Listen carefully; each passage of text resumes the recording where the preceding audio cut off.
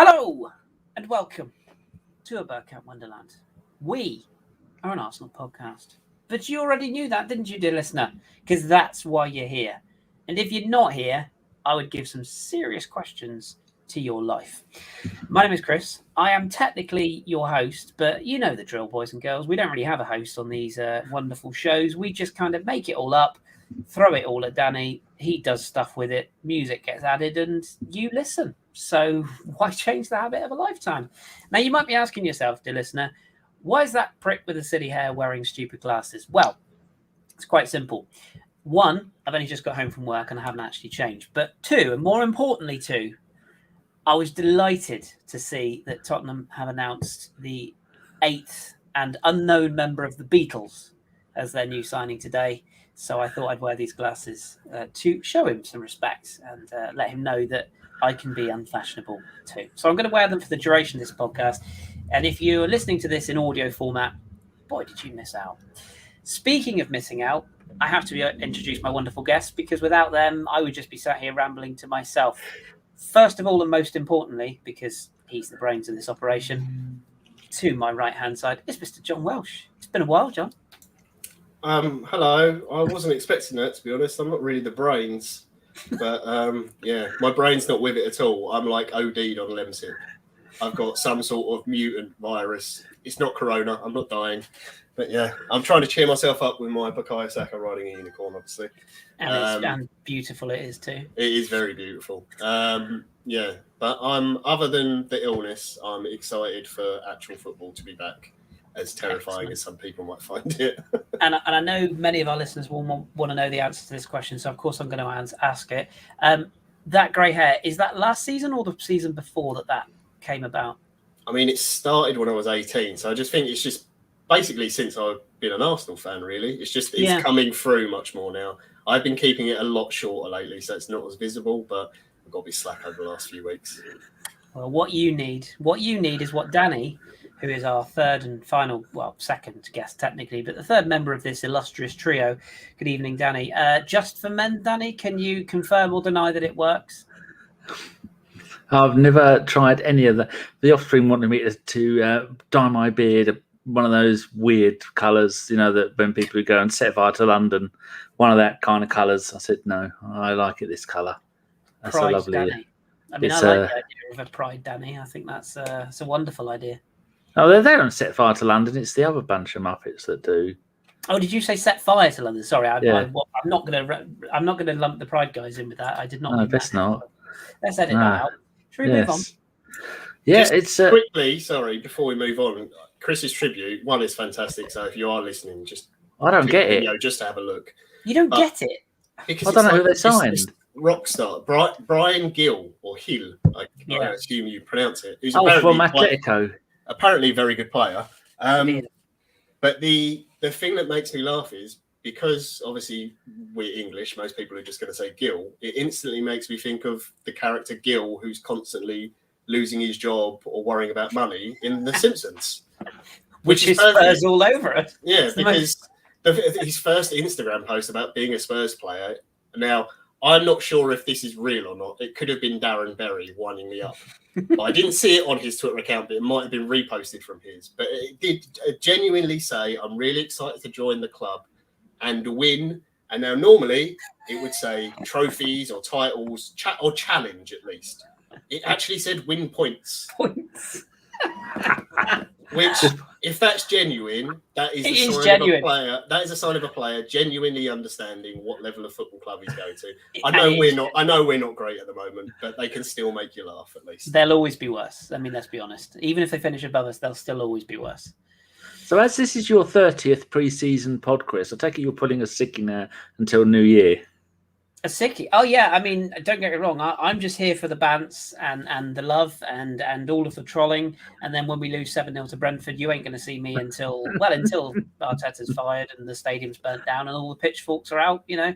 I might buy some... No, actually, I'll tell you what. I'll probably come on a podcast at some point, moan about the ridiculously priced merchandise and then turn up the following week with it all on. That's probably my plan for the season. But other than that's quite popular on YouTube, I hear these days. It is, yeah, apparently so. Shout out to who's the guy who spectacularly trolled him the other day? I can't remember, but shout out to that guy who tweeted him back. Fantastic work, sir. I think it might have been Chris Wheatley. But yeah, I'm going to try and be a good boy this year, Danny. I'm going to try and make myself a bit more available where possible, and I'll be as shit on podcasts as Arsenal are shit on the pitch. So as long as Arsenal are playing well, I'll put in 100%. But the minute we line up with Granit, Xhaka, and Mohamed El Nene in midfield, I'm going to turn up and give about 10% maximum. I think it's going to be hard to try and pry Kris away from the Messi train in France. I didn't want to mention it, but might be a bit more exciting to watch. He hasn't gone there for the money. Stop it! Stop it! Don't trigger me! Stop it! Trigger warning! Stop it! The little boy inside him always wanted to play in France. It's not Robbie Keane, for fuck's sake. Move on. You move on. You're in charge of this bit. Well, I've done the intro. I mean, my work here is done. It's up to you now. We should talk about how worried are we? Because not how hopeful are we, but how worried are we? But how soon do you think it's all going to be before it all starts to collapse? I think that after a 0-0 tomorrow night, I think it's downhill. That's going to peak at 0-0. We're a day away from the start of the season. How mental is that for a start? I mean, it's come around, doesn't it? I'll let John go first on this one. Unsurprising to most, I'm not as worried as many Arsenal fans are seemingly losing their shit on Twitter. Who'd have thought? My one concern, and it is the big concern, is the creating chances. Smith Rowe will make a difference. We saw that when he came in last season, and the difference in the team in terms of points and consistency when he came into the team. But that was obviously offset as well by Martin Odegaard coming in. There's still rumours flying around that might happen. I know it would be much nicer to get all your transfer business done before the season starts. I hate the fact that they brought the window back to it being ending halfway, after the international break or whatever it is. It's really dumb. But it's just the way things are. I think that Odegaard, if it can happen, it's one of those sort of deals that probably won't happen until the very last week of the window or maybe even the last day, because no one really has big money at the moment. In particular, Barcelona and Real Madrid are struggling. That's why Varane went for probably the money he did. If this was like a normal transfer window and there wasn't a pandemic and stuff, Varane would have cost more money than that. Man United wouldn't be able to pick him up for that. That's why they went to get him. All the deals that have been done have basically been free transfers or ridiculously overpriced. Like Jack Grealish to Man City. I mean, if you're a Man City fan, it's probably exciting. I don't really see Jack Grealish working particularly well under Pep. That's a bit of a clash of cultures there. I can't imagine Grealish's party lifestyle and, being, this is what you have to do. This is the section of the pitch that you play in. You must do these things. That doesn't sound like the sort of thing Jack Grealish is going to do. But they can afford to spend 100 million on a player and it not work. Other teams can't do that. I'm not sure how much it really improves them, to be honest. He just likes all the new toys, though, doesn't he? Chelsea buying Lukaku, that's all. When they've got 5 other players that can do the same job. Obviously Messi going to PSG. I know there was no transfer fee involved, but no one else could really pay the wages. And not just the wages, it's more about giving the opportunity to actually win the Champions League. I think that was more probably important. I'm sure the money helps a lot, though. But those sort of deals have all been fine. And every deal, basically, where the player wanted to leave, the club were happy to sell, and the other club were happy to meet the fee. So, like Arsenal have done with Tavares, Lokonga. Ben White took a little bit longer because we tried to get him for under 50, which maybe we have done depending on the add-ons and whatever else. But it was basically always going to happen. Like Spurs buying the sixth member of Beatles. That deal was always going to happen. So those transfers were all easy. Everything else is a mess. Like a normal window, Willock would have been sold by now. And Nketiah probably would have had more than one offer at value we wanted, and we would have gone, yeah, okay, we'll let him go. Maitland-Niles maybe would have had an offer, those sort of things. They're all going to be last minute now. It's just because no one has money, so they're waiting for someone to blink first. Then there's money in the market, that then gets moved around, and you get those kind of things. So that's my one. Getting back to my original point, one worry is getting the creativity in the team. I know people are upset about Xhaka staying. I don't have a problem with the club keeping him if Roma can't meet the value we have for the player. That's fine. As much as Xhaka hasn't achieved the heights that everyone would have hoped in the time he's been here, I think if you actually look at last season, he probably still was one of our best players. Granted, it wasn't a great season, but if you look at the improvement from Christmas onwards, we would have finished, I think it was 3rd in the league or something stupid like that. If you were just taking points from then. I know that's not how a league season works.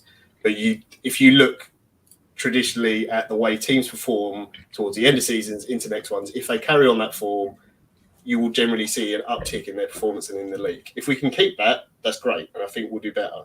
I don't think we're going to hit top 4 because I just don't think we're good enough. The squad isn't good enough.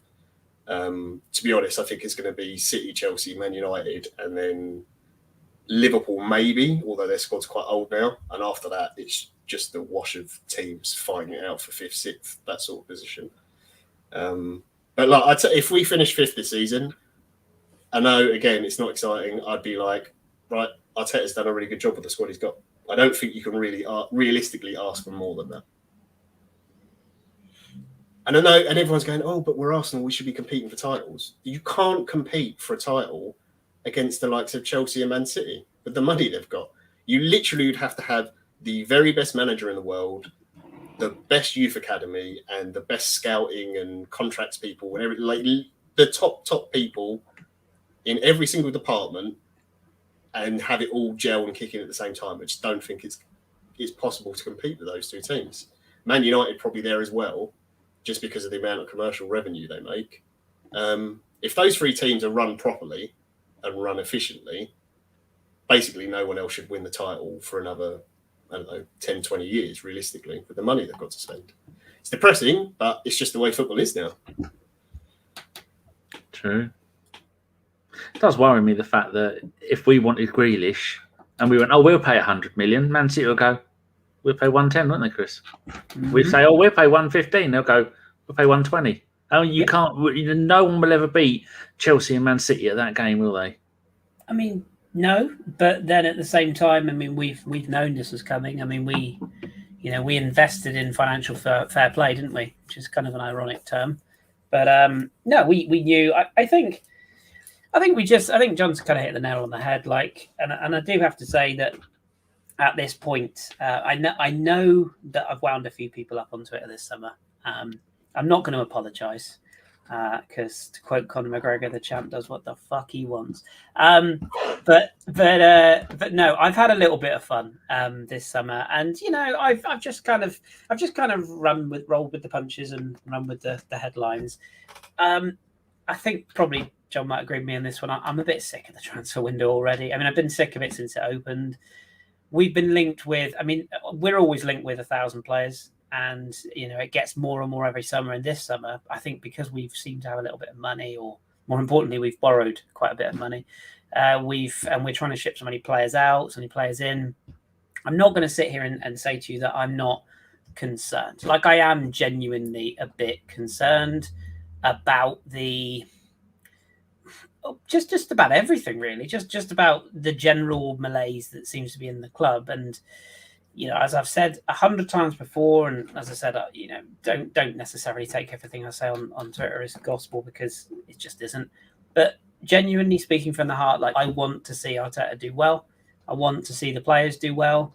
I did put a tweet out the other day concerning Granit Xhaka, and I said, like, it's important to note that just because you don't like, or in my case, I don't like or rate a certain player, doesn't mean I hate him, doesn't mean I want to abuse him, doesn't mean I condone either of those two things. It just means that I personally think we could move on from him and we could get a better option. That's it.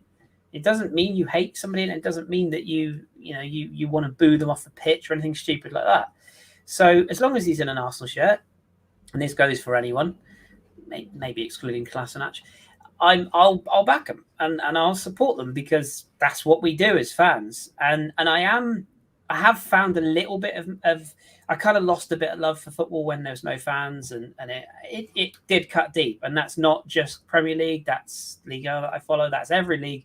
It just wasn't the same. Even the Euros with half crowds, I couldn't get fully behind it. And yes, before anyone says it, France going out probably didn't help that process, but it just didn't quite feel like proper football.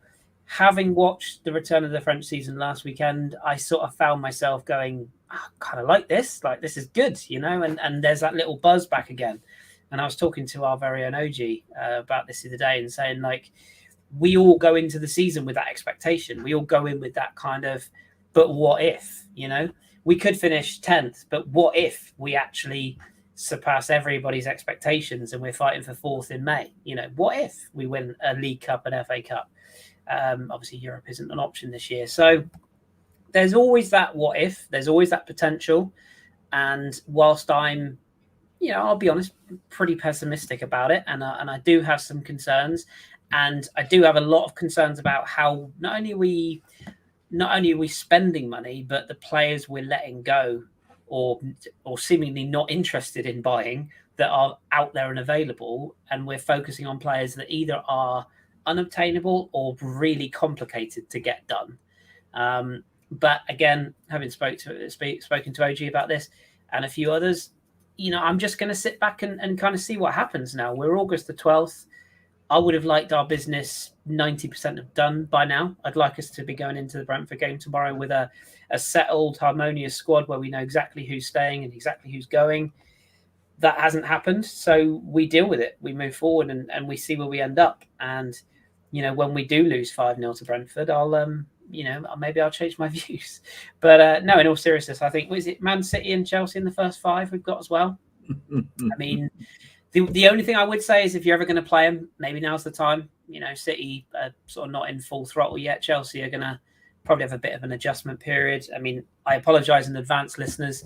The news that Romelu Lukaku is now signed for Chelsea inevitably means that he will pop up with a hat-trick against us just to rub it in my face. I still think he's a fraud, by the way. But I'm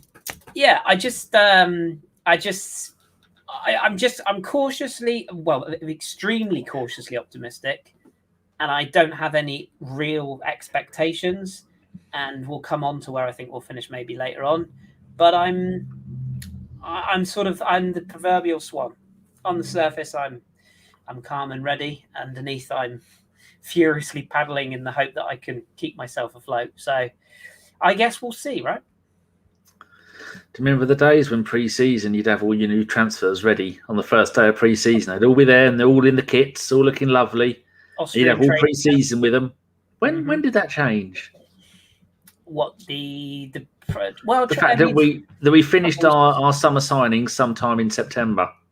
I mean, probably before the invention of large amounts of sport washing and money and corruption and all that goes in between. Really, I mean, it was a different league, wasn't it, back then? And it's weird to even say that because we're talking about less than 10 years ago, really, aren't we? But it's all changed now. It's not. Clubs are everybody's got an agent. Doesn't matter how old you are. Everyone's got a boot deal. Everyone's got image rights. You know, the fact that deals still get done via fax machine blows my mind, really. I mean, it's not just that, is it? It's the amount of money that other Premier League clubs have now. Yeah. Because of the TV deals. It's so different. Yeah. Like, if you go back to like mid to late 90s, early 2000s, basically if we were Arsenal and we wanted to buy a player from pretty much any club barring maybe United, Liverpool and Tottenham for obvious reasons, like if it was like Arsenal were interested in one of those players, we'd get them. There'd be no issue. It would just be whether we wanted to pay the money or not. It wouldn't be a problem. The player would be like, oh, hey, I want to play for Arsenal. Yeah, they win titles and they're in Europe and they can pay me good money. I can go, play for Arsene Wenger as his amazing new coach and everything else. And then TV deal got bigger and bigger. Chelsea got loads of money. So they basically had the same position that we were in, but even better, to be fair, because they could pay so much more. And then slowly other clubs went, oh, hang on a minute, we've got this TV money. If we start spending it more smartly, we can bump the price up of our players, and deals between fellow Premier League clubs became more and more expensive. and the market just got even more squeezed. I think I was listening to a podcast the other day. I can't remember if it was Arseblog or someone else, but like the median sort of deal for a player in like normal non-COVID times is like 40 million for like a midfielder, which is ridiculous. Yeah, you know, I mean, unless you literally go to France, which is obviously one of the sort of running jokes we make about Kris and the Farmers League, but the reason why teams go there is because they don't have a lot of money, and unless you're basically trying to buy from probably Lyon or PSG, most of the other teams will be like 20 million, or thank you very much. You know, that really helps us out. We could really do with that money. That's why you can get players a lot cheaper. I would argue any in France right now. All jokes aside, yeah. The TV but that's the case. I mean, well, that will very quickly change now. Obviously, I'm sure there'll be so much more stuff being done. Like rush through, every company in the world's banging down on League One's door to get their name emphasised all over it. But that's kind gone of with Amazon. Yeah, they have. Yeah, but that's kind of why the market is stalled. Because I mean, like obviously everyone knows I follow a lot of Serie A. There's not been tons of moves there, and clubs like Inter just win the title. Conte leaves, and they've just sold their star striker Lukaku. Right, it was a really good amount of money, but in any normal circumstances, if COVID hadn't happened, they wouldn't need to sell Lukaku. It might have got to a point where he's really pushing for it and they go, oh, okay, but then we're going to replace him. That money that they've got for Lukaku, they're not going to spend, they'll probably spend half of it, maybe. You know, they lost him, they lost Hakimi, they've ended Nainggolan's contract. All these sorts of things are happening to so many big, like, name-established clubs all over Europe. Like, the mess at Barcelona isn't just Messi. There's so much more going on. Like, Aguero probably won't be registered till January to actually play for them. I know he's injured, so that's like convenient. But, if he even plays for them. Yeah. Is Depay going to get registered? All these other players? They've still got so many people they're going to need to move out to lower their wage bill. Madrid are not in a good situation either. These are huge, huge football clubs. And when you see, say, like Arsenal go, oh, okay, we spent 50 million on Ben White, they go, and then fans will say, well, hang on a minute, if you've got that money, why can't we go and get our attacking midfielder we need, or a centre mid, or why couldn't we have let Xhaka go for less money than we wanted and get a different centre mid in? Well, that's fine if those players that you want are there available at the right price. But if they're not, you can't go, oh, well, we're not going to buy this centre back just because the price is this, and that might prevent us from getting something else. I don't think the money is as big an issue at Arsenal as people make out, because we wouldn't have been able to outlay the money we have already. I think it's more the number of players we have in the squad that are not needed, that need to go first. And the simple fact is that most people either they don't want them, or they're not in a position to buy them. That's the big issue. So I don't think it's that Arsenal have been slack on the transfer front, because the amount of talk that's been going around all summer, and see, like, we all speak to Simon and other people and sometimes get some sort of behind the scenes stuff. There's been plenty going on, and it's non-stop, and there still is. But until some of those players from the squad that aren't needed are moved on, there's not a lot they can do, unfortunately, because otherwise we're going to find ourselves in a situation like we had before. We had Mustafi, Ozil, all these extra players, and it may come to that. Like, by the time the transfer window ends, there might be, someone like Kolasinac might still be at the club because we just couldn't find him anywhere to go. And it might be a case that they have to go, right, we're going to have to suck up another 5 million or whatever to pay him off. That's not excusing Arteta or Edu of their responsibility of what they have to do in the transfer window. It's just to try and explain how difficult it is for them and everyone else. Like, this is to have basically two guys who have not zero experience in Edu, obviously, but Edu has zero experience in terms of Europe in these sort of contracts, and Arteta as not a coach, but as a manager, as near to zero experience. That's a huge ask of anyone, whatever level you've got at your club. And we can't do the things that Chelsea and City do. So that's where I have some sympathy for them. It's a bit like the Ramsdale thing, I guess. Should we talk about that? The Ramsdale thing, Danny? Yeah. Like, I don't know a ton about the guy. Lots of people telling me he's conceded over 100 goals and everything. I've watched videos of him, and I remember watching some games where he was amazing against things like Liverpool, just making save after save, and then other games where it looked like he was throwing it in the back of the net. But whilst it might seem a lot for a goalkeeper, it doesn't look like it's going to happen now. But if we had have paid the 24 plus add-ons or whatever for him, I think for a 23-year-old English goalkeeper that could feasibly be at your club for 8 years, that's not really a lot of money. And I don't think them trying to sign a goalkeeper or Rams trying to sign him specifically, or for that amount of money, is what's preventing them from going to get their attacking midfielder or whatever. It's very clear the attacking midfielder they want is Martin Odegaard, and they will try everything up until the last possible minute to make sure it's him. It makes sense. Hello, Cat. So I understand people's frustration with it, and maybe they don't like Ramsdale. Maybe he's not that good a goalkeeper. I don't know enough about him. But they pursued him for so long, so they must think he's got the qualities to do it. I don't think the fee is the issue. Kris, you've spoken. I've seen you tweet, all summer about different midfield options that are out there that are available. It's not like there aren't players there, but they're clearly not on their list of targets, are they? Yeah, that's. I guess I kind of like to be in Mikel Arteta's mind for a day, and I may not last a day before I run screaming to the neighborhood. But I think this is where I worry about like the football we play and the style. I think he's a really, really good coach, like a really good coach. I'm not sure about his man management, and I'm not sure about his managerial ability, and that includes the tactics. But whatever you think of him and his style, methods, whatever, he's a very good coach. And a very good coach normally has a very clear identity about what they want to do, how they want to play. And as a result of that, they build a team in their image, in the image that they want to field and the players they want to field. And I sort of feel like Mikel's kind of not making up as he goes along. That's harsh. But do you know what I mean? It's almost like a bit, well, we'll get what we can get. And then when they're in, we'll see what we can make fit. And my worry with that is we're busy shipping out players that didn't fit him previously. And now we're kind of scratching around for players that might not fit again.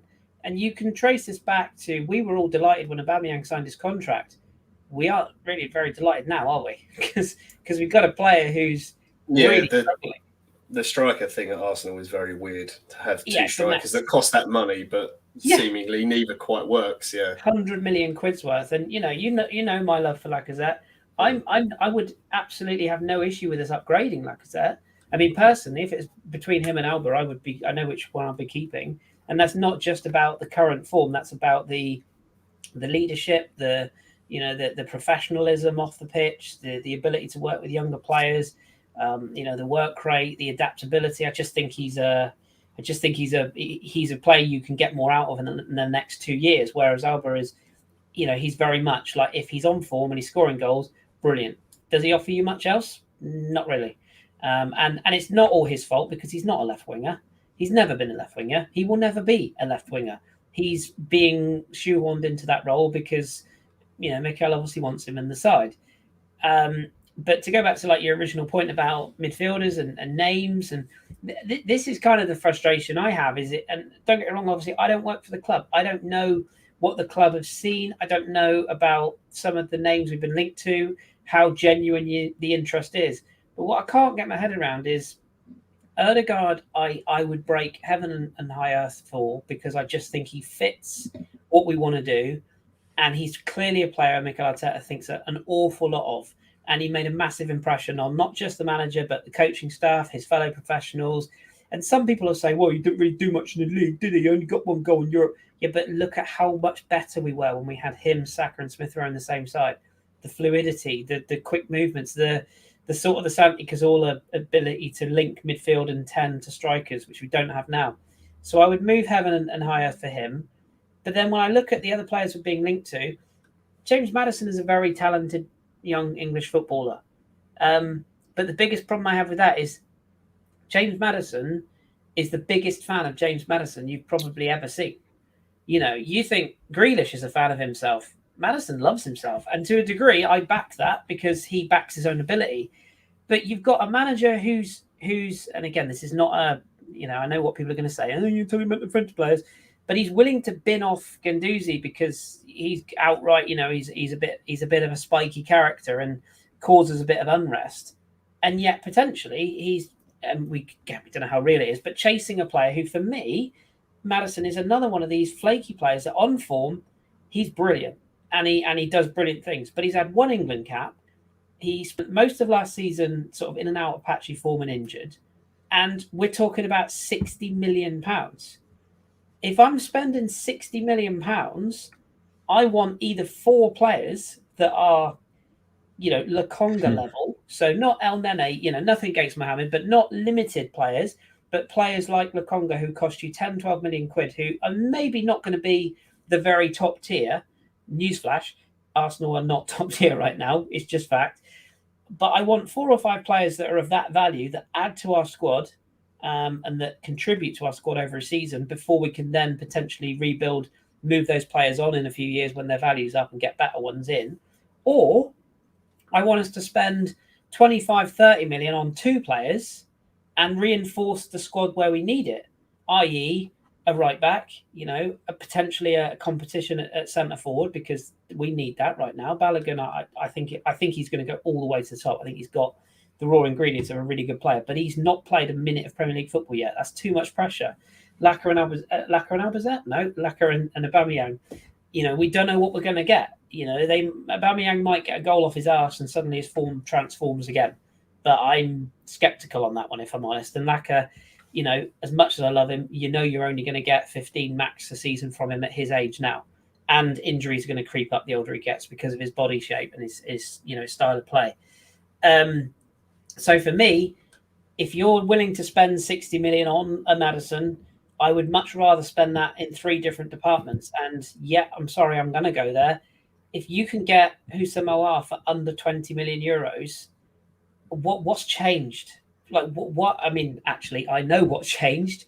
Mikel Arteta, based upon, again, I wasn't in the room, but speaking to people that would know, and particularly people that know Leon very well, this is not an Arsenal sort of ITK thing, but this is almost a Leon ITK thing.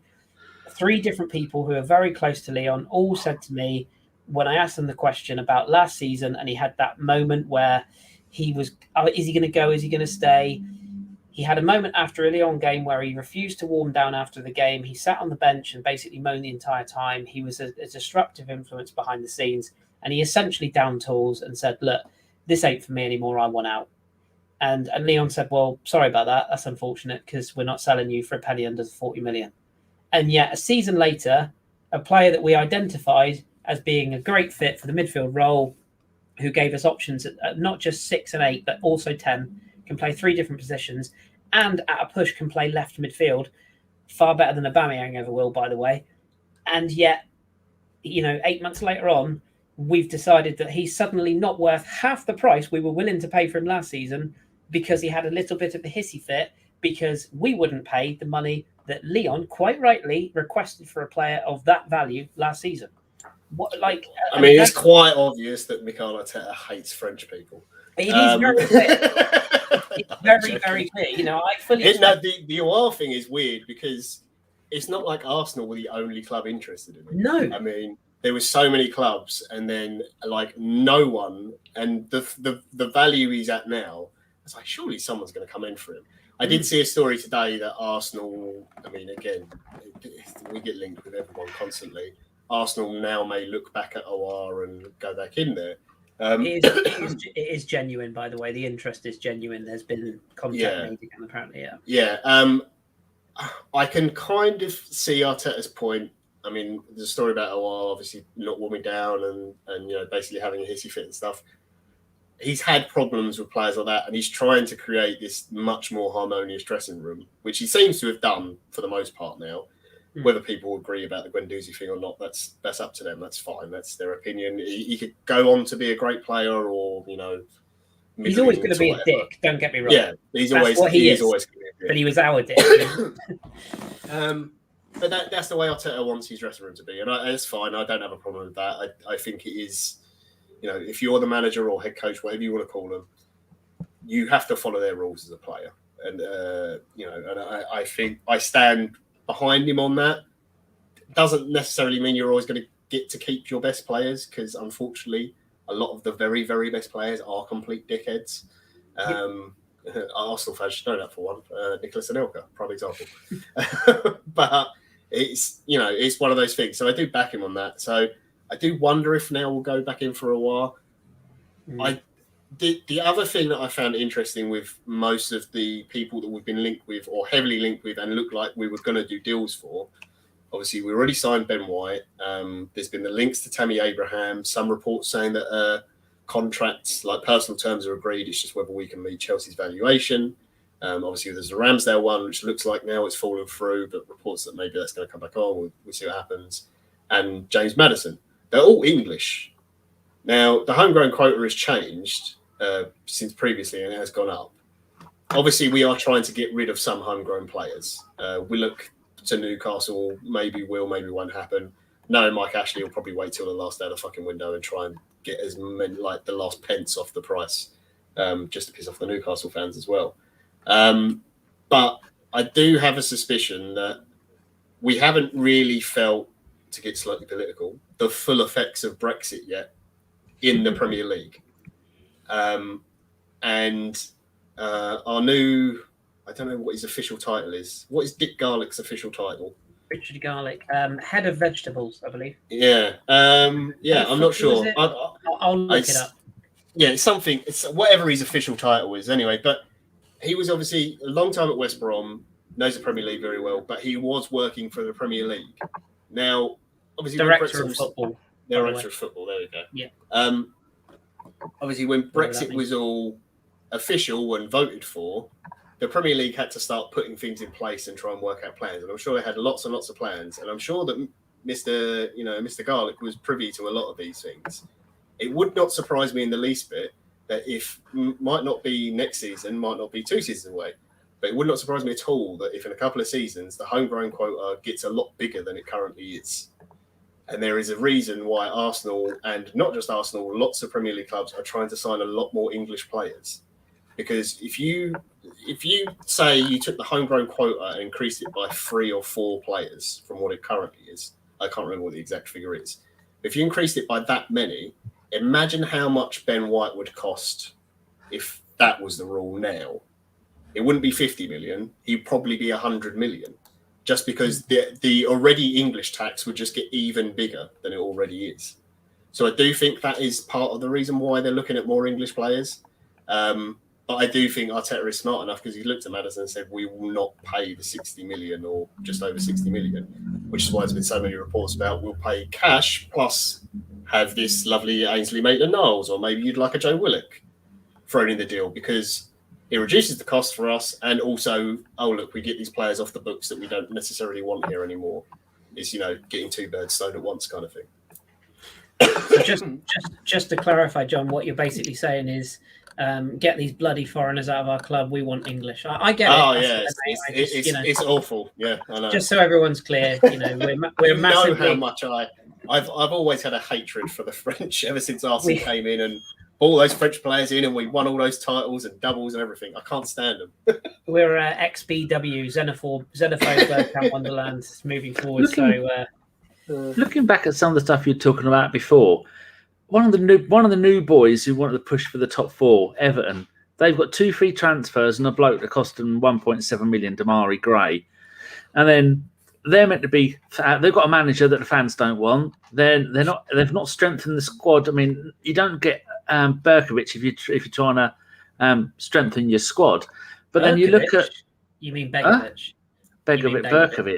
Berkovic played for West Ham 20 years ago. Got kicked by John Hartson. Got kicked in the head, doesn't it? Yeah. And then you look at having to let players go. Do you realise that West Ham bought Philippe Anderson from Lazio 2-3 years ago for 36 million? They let him go back in this transfer window for 2.5 million. Mm-hmm. That's a 31 million pound loss in 3 seasons, and he did bugger all while he was at West Ham. If you actually look in the Premier League of the transfers and stuff that have happened so far, I mean, Villa are the one team that have come out of this and done very well this summer. They had to appease the fans, didn't they? Well, because of the Jack Grealish thing, and they've actually done what looks like some sensible deals. Like Wendy, I think will probably be pretty good for him. It's always hard to see how a player will adjust from Championship to Premier League. Obviously, he's got some experience already. I think Danny Ings, if he can stay fit, is a really good signing.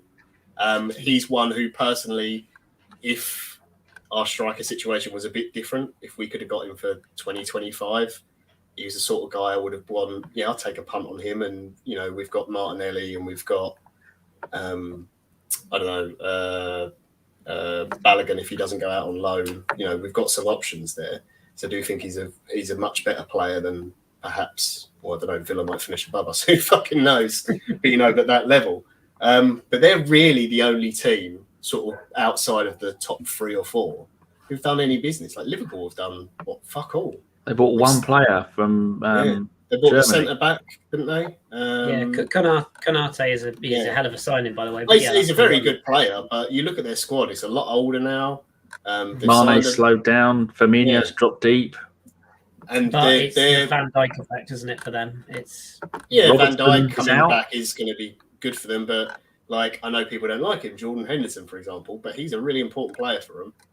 And I don't know how many games they're going to get out of him this season, with his injury proneness. So if you're a team like Liverpool that, in their fans' eyes, and maybe rightly so, they should be pushing for the title. But they had a terrible campaign last season, but still managed to finish 3rd. But that squad's just getting older and older, and they're not spending money. It's a very weird market. Is this the? I guess the only count I'd have to that, and I agree with everything you said there. This is not like a soapbox thing, but the only sort of devil's advocate to that is this not the time for us to be going? Do you know what? No one else is improving. No one else is spending. Let's try and get back ahead here. I mean, I would argue, and I'm sure Drew will watch this and cringe his head off when I say this, but I would argue. So, aren't you? well, he's one, but I was more thinking. You mentioned Aston Villa, so Aston Villa have gone out and bought Leon Bailey from Bayer Leverkusen. Now, yes, he's a little bit Usain Bolt, all pace and no brains. I don't mean that Usain Bolt has no brains. I mean footballing terms. He is a little bit of a busted flush in terms of end product. He's very streaky, and he has this weird sort of thing that he played very well against Bayern and Dortmund, but then didn't turn up at Schalke or Wolfsburg. So he's one of those kind of players. But if you said to me you can have Leon Bailey or Willian, I know who I'm picking. And he might be squad fodder for us. But Villa paid is it 20 million for him? I think something like that. Yeah, no, I don't disagree. But again, I think you're buying a guy for a position where we have a lot of options. Yeah, and we're not necessarily. I don't disagree with the sentiment necessarily. Yeah, it's not necessarily that player. Yeah, I'm just sort of talking in general. Are there players like a Leon Bailey of that value that you could have got? I think there probably are out there. The one thing I think.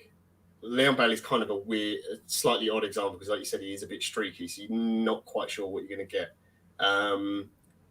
There probably are more players out there with the right value that you can get, but we're in this sort of awkward position of, if we had a ton of money, you could go, Bernardo Silva, I know you've been offered to Arsenal, but you didn't want to come. Or here's an extra, we'll give you 200 grand a week, come play for us. It's fine.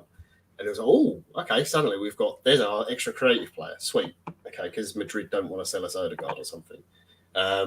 We'll go and get, I don't know, some centre mid. I can't think of one off the top of my head now. Perfect, and we'll let Xhaka go and all that sort of thing. All those types of players generally are going to be, that will bump us way back up the table, say to compete for top 4. They're not going to be 23 to 26, are they? Realistically, they're going to be 27 to 30. Then maybe say we get back into top 4, it's then you have to maintain it. We'll probably be playing them more wages than we want to.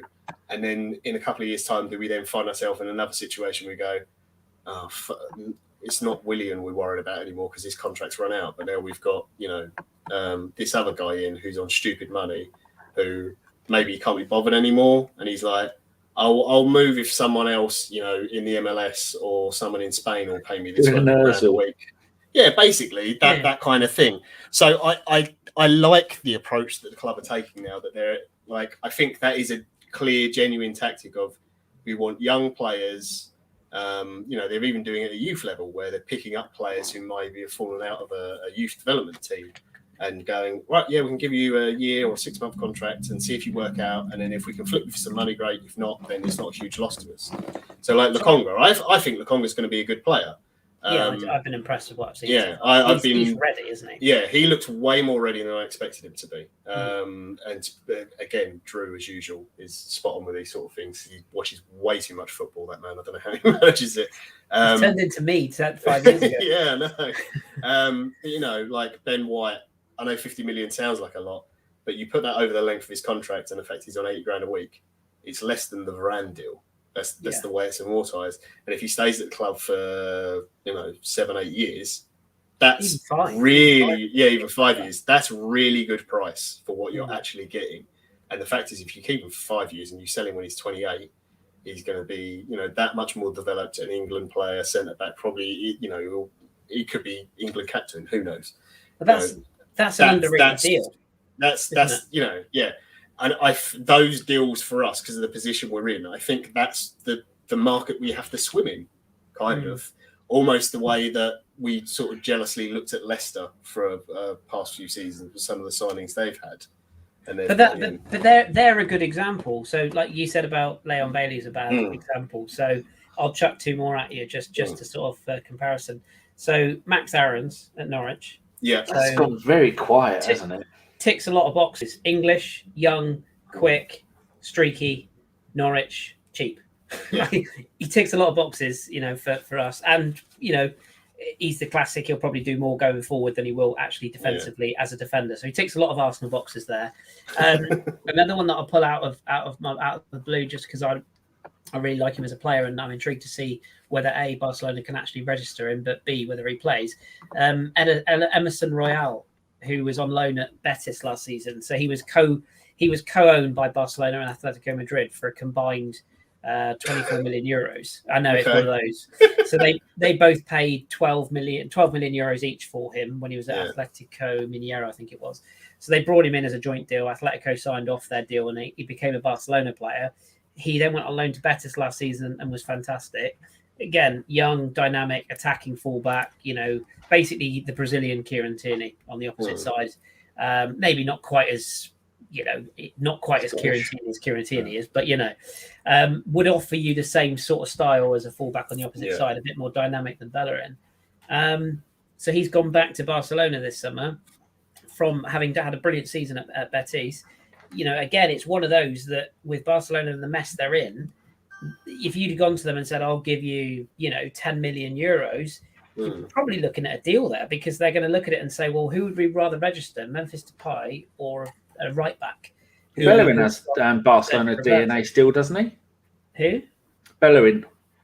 Well, I mean, technically, yeah, you could maybe palm one off and bring one in. But, the Max Aarons one in particular, I think the Max Aarons one, the price I saw was like 30 to 35 or something. Yeah, but not if you go to Norwich with a bag. I think the problem is because the money they got for Buendia, I don't know that they necessarily need it.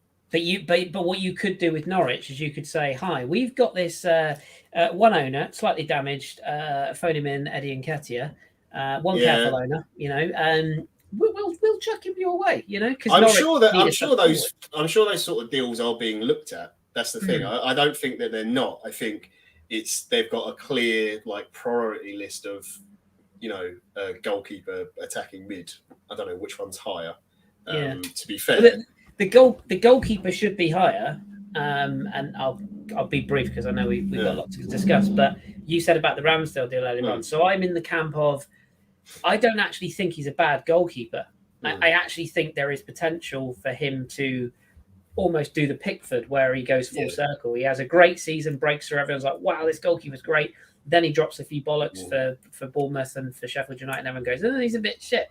And then he has a great Euros as Pickford did, or a great season. And I actually think with a better defence in front of him, he's probably quite a good goalkeeper.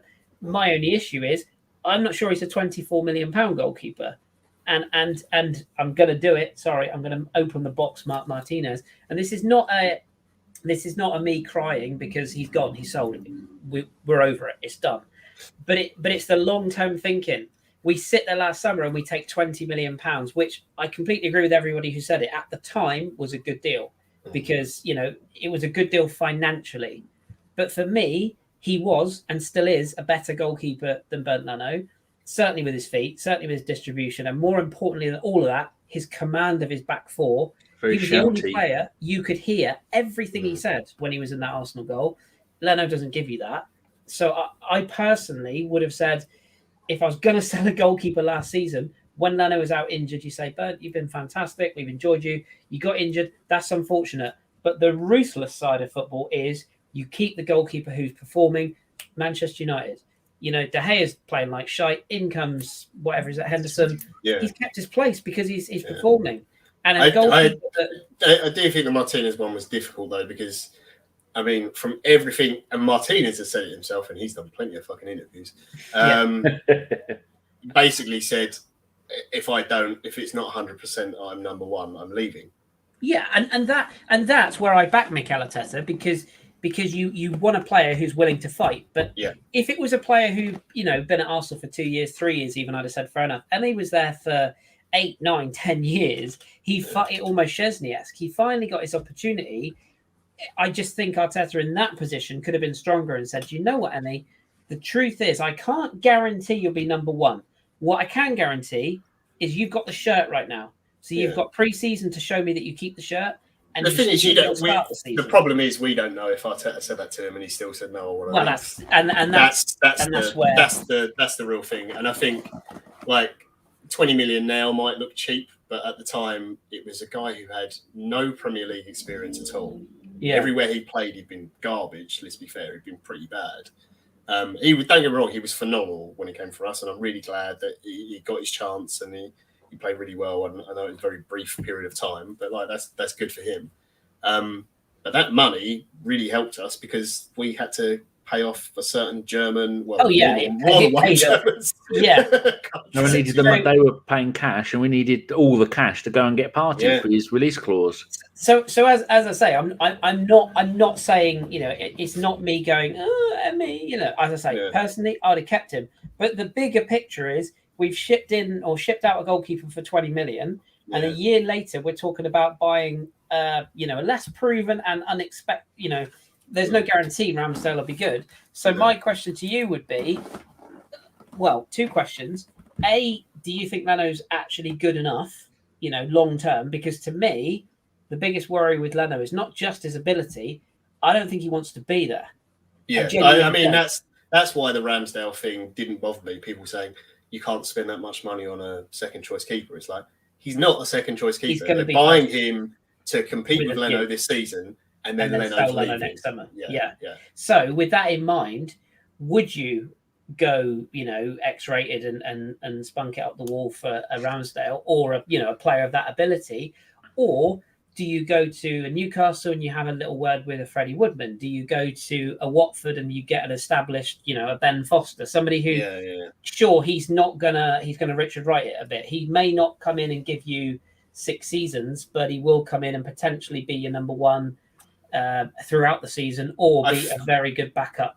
I think that if they could do like a loan deal like they did with Matt Ryan, Matt Ryan would have been the perfect keeper to have injured for a season. And then he got injured. But that's basically, if they can't. I kind of like this approach at the moment of certain positions. If you've got the time to do it, and I think because Leno will be here for at least this season, doesn't look like he's leaving now. If we can get in a Matt Ryan type, whether it is a Ben Foster or, whoever it was, a competent, experienced Premier League goalkeeper you can trust, and you can say, right, you're probably playing the cup games. We don't know how many of those we're going to go. We've obviously got no Europe, but if there's any injuries or form problems, you'll be straight in the team, and we back you. We know your ability. We've got no worries. You can come in. You'll have a lovely time. I'd take that for this season.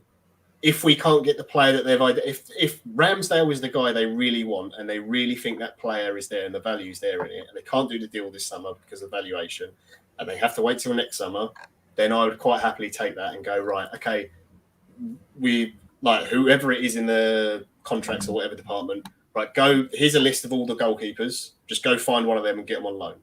That can't be that hard to do. Go do that, and then ring Edu up and say, right, Edu, we're going to do the goalkeeper thing next summer. Take that extra money, get Real Madrid on the phone, and go, right, Odegaard, how much? Just get it done now. That to me is the sensible thing to do. Well, Willie Calabero was let go by Chelsea, wasn't he? Perfect backup older goalkeeper. There's keepers there for it, but I think that approach I appreciate from the club, because in the past what would have happened is we don't get Ramsdale, so we go, oh well, we were going to spend this much on a goalkeeper, let's go find another one. Here's this guy, we'll spend that money that we had for Ramsdale on him, and he's not the target, and he wasn't the player that you actually wanted or the type of player that you wanted. The fact they're not doing that anymore, I think, is a good sign. It does, however, mean that it takes longer to get all these transfers done, because you have these set of targets and these are the ones you want. There's so many clubs have got players they want to get rid of. There's got to be some way you can work a deal. Oh yeah. No, I'm sure there is. And he's just on holiday, isn't he? He's had 3 or 4 holidays during this summer. Yeah, but he's still getting stuff done. You look at the fact that for this time last year, January window, this window, that's 3 windows. We've known that Nelson and Maitland-Niles have no future at the club. That's 3 windows. They'd have been at the club and got no future. We got Suarez, who is what I always like to say, that you need a couple of decent utility players. We know the positions he can play in, and it seems like Tavares can play right back and left back as well, which is really important. So maybe that does make Suarez no longer needed.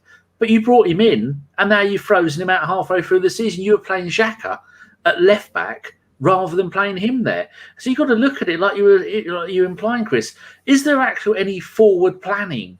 Or is it, spur of the moment? Well, what are we going to do? Oh, let's sell the goalkeeper. We need some money. Oh, we need another goalkeeper. Oh, well, let's go and buy this goalkeeper. And then, like you were saying, John, he isn't available. Well, we were going to spend 24 million on a goalkeeper. Anybody got a goalkeeper that you take 24 million for? We've got it here in a pile with your name on. And again, hold on, we didn't actually need that goalkeeper. Wasn't a 24 million pound keeper, and we didn't want him. And I think that's what's changed though from the previous regime, and that's unfortunately. Again, this is not to let Arteta or Edu off the hook at all, but they are still dealing with the leftovers and the remnants of that. It's a lot smaller than it was before, but they're having to deal with it in a transfer market where no one has money and no one wants most of our players. That's the reality of it. So that's why it makes it so difficult. It's not an excuse. It just is to explain how difficult it is to do it. I'm not for a minute suggesting we've got the finance to do this. And apologies, I need to step away in a second just to give somebody a call, because there's been something kind of mental just happened in my hometown. But I'm sure by the time this goes out, you'll know all about that. But anyway, signed for Plymouth. I wish it was that, but this is slightly more dark, unfortunately. But anyway, I'm not for a minute suggesting that that we could go and do what PSG have done in the sense of Keylor Navas and Gianluigi Donnarumma. But that's the example of a club. And again, as I say, I'm not saying we've got anywhere near their sort of money. Clearly we haven't. But that's the sort of idea of what you're looking at, where do PSG need Donnarumma right now? Yeah, because they had Keylor Navas is one of the best goalkeepers in the world, even now. And even if they didn't have him, they could have recalled Areola, who's now gone to West Ham. They had Innocent, who's the young goalkeeper who could have come through. They've got rid of Bulka, who's gone on loan to Nice, I think, from memory. They had about 8 goalkeepers. What's his name? Sergio Rico, who I think is a little bit poor, to be honest, but he would have been serviceable. But what they did instead is they went, we've got a brilliant goalkeeper, but there's this goalkeeper, Donnarumma, who's available on a free, albeit with ridiculous wages. We can buy him now and take him on a free and pay him ridiculous wages and maybe have him as second choice. But Navas is getting old. He will be our number 1 for the next 10 years. And we're not going to have to pay what it would have taken to pay at Milan next season. And, John, probably would have been Buffon numbers. We'd have been talking 50, 60 million if he signed a new deal. Yeah, easy. So, and again, I say, I'm not for a minute suggesting Arsenal should be paying or doing those kind of deals because we couldn't pay the wages that it would have taken to get a free transfer like that over the line. But I just wonder about as Danny said, it's this scrabbling around, so we can't get Maddison. Let's get Odegaard. Oh, we can't get Odegaard. Oh God. Well, we wanted our last summer. Oh, he'll do. Mhm. It's like why? And again, we're leaving it late. And I get that there's more value at the end of the window. I get that, but it's just this. We knew when we sold Emi Martinez, and God bless him, we knew after that game in Man City that Runarsson was just not it. Like that was a bad call. You know, potential was there. It didn't work out. He was awful. It's just facts. We know Okongwu. I can't pronounce his name. Don't ask Danny, for God's sake. We know. Very good. Yeah. We know he's not ready yet. Yeah. So why are we sat here this summer going, oh, okay, Ramsdale, oh, maybe Onana, no, Neto, oh God, who? Why did we not look at this last summer and identify a goalkeeper, in December and start having a chat to him? No long-term vision. Yeah, you go to Sheffield United in December and you say, look, here's the deal. Regardless of how he plays, regardless of what happens, we want Ramsdale in July. How much is he going to cost us? Sheffield United say he's 24 million, and we go, okay, yeah, no worries, we'll agree to that. In principle, you've got a deal. Sheffield United get relegated. We go back in July and we say, all right, guys, can't help but notice you're in the Championship this season, so there's 12 million. We'll take Ramsdale because we've already got personal terms agreed. Job done. See you later. And if we really are. If we're really in a great negotiation, have yourselves a Kolasinac. Go knock yourself out. You know what I mean? Like that's just where I feel like we've gone backwards, and I don't want to go all Gav here. Love you, Gav, if you're watching. But he won't be. Under David Dean, and in that era, that's what we would have been doing. Under Edu, it's a couple more sangrias. I'll make a few phone calls to a couple of agents, and we'll see what's scratching around the old little bin. And how does everything take so bloody long to do a deal with Arsenal? Nobody. Well, it's not just Arsenal, is it? In fairness, it's every deal these days now, though. Like the Lukaku deal should have been pretty straightforward. That took way longer than it needed to, and that was Inter. Step away for 1 second. Yep. I'll be right back. The Lukaku deal was Inter set the price, Chelsea agreed the price. It should have been done in like 2 days. It just took way longer. But and he's going to miss the first game of the season, isn't he? Yeah, probably, yeah. I would imagine. I don't know who Chelsea But I think this is why I'm feeling so... I was saying on Mike's pod, the Gooners podcast, when they're doing their 24-hour podathon, and congratulations to Mike, they raised over $5,000 during that 24-hour one, and they'd already made, I think, $20,000 already this year. So he's looking close on $30,000 for leukemia, which is fantastic, and it was really good to be a part of that. And I won the quiz, the Who Am I, because of my knowledge of Danny Welbeck's middle names, which is I remember looking at it on Wikipedia a few days before. But I said on there that I haven't felt this since the end, the gap between George Graham, Stuart Houston, Bruce Rioch, that whole era. I'm just not looking forward. I see no light at the end of the tunnel. And then when you add into the fact that all the best players are never going to come to us, the only attraction we've got is London. And at the moment, that's not a great place to live unless you are a multi-millionaire who don't mind getting mugged or being threatened to get mugged, or your house to get burgled, and all these other horrible things that go on. I think it's understandable why you'd be disappointed or not excited about the season, because you finished 8th in a row twice. A lot of the same players are still there that you've seen finish the season like that. The new signings, I think Ben White is genuinely exciting, and I think people will be more excited once they see more of Lokonga. Or is it Sambi? He likes to be called, isn't it? But because so many of that old squad are there, and people, one, don't like a lot of them, and two, know quite a few of them probably want to leave, it makes it more difficult to be excited. You've got no Europe this season as well. We should be looking at that as we've got no Europe. But do you think that there is more pressure on Arteta now that we don't have Europe? Because the people in charge are going, you've only got the league really to concentrate on. You fuck this up, and you're going to be out. And then we'll be the caretaker manager again. I think that is bigger pressure for him, not just from the owners, but from the fans, because you've got one game a week. That's your one game a week to look forward to. And from recent precedent of big teams, Chelsea and Liverpool, they did wonders when they weren't in it. Yeah, I do think it could be an advantage. I think the fact he's had a proper pre-season with, the squad obviously not maybe the transfer window for us hasn't ended yet. But being able to have a full week to train the team for that one game, get your tactics spot on, drill it into them, make them understand it. I think, last season, the whole COVID thing, it was play a game every 2-3 days. You had no real rest. You didn't really have time to get all your tactics and ideas across. Someone like Partey, he's a very, very good player, obviously. Is he injury prone or just unlucky? I think he's just been very unlucky. And I think he moved whilst injured. Then we brought him back too quickly because we were so desperate for him in that game against Spurs. And obviously that was a bad decision. And since then, they've been really cautious with him, which I think is fine. I'd rather that they were like, oh, we could bring you back for this, but I'd rather they were like, no, we'll leave him that extra game. I think that's good. But he's not had a real proper pre-season for Arsenal. This has been his first one. And he's going to have like a full week now of Arteta going, right, this is what I want you to do. Your majority of the time this season, he's probably going to be next to Xhaka. So they know their jobs. They seem to work quite well together. But sometimes he might play against, with Lokonga.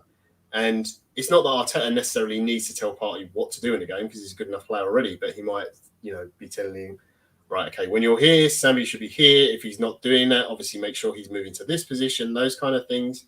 All those little things really help, improve the performance of the team. It's tiny little thing.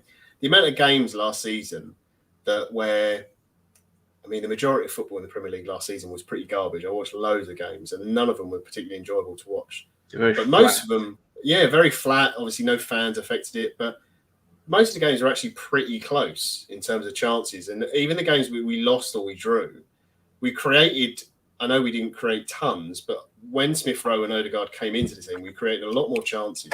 We just didn't take them.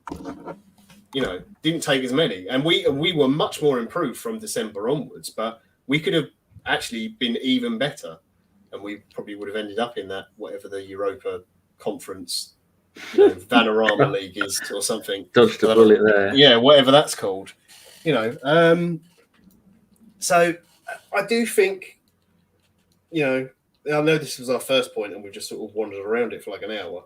But I would be more optimistic. I understand fans are disappointed, but I guarantee the moment the whistle goes in the Brentford game, everyone will be like, oh, this is exciting. There's fans in the stadium. I can get behind this.